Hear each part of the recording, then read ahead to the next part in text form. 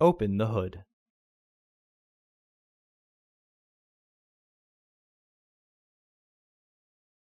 The cabin air filter is located here.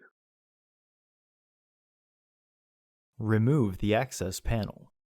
Subscribe to our channel so you never miss a video. Unclip the housing panel. Remove the old filter from the housing and clean out any debris inside.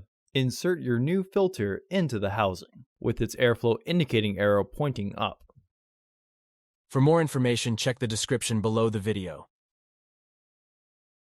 Reinstall the housing panel. Reinstall the panel.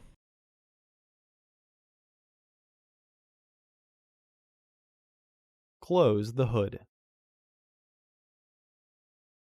For the best price, visit undercarexperts.com and don't forget to subscribe to our channel.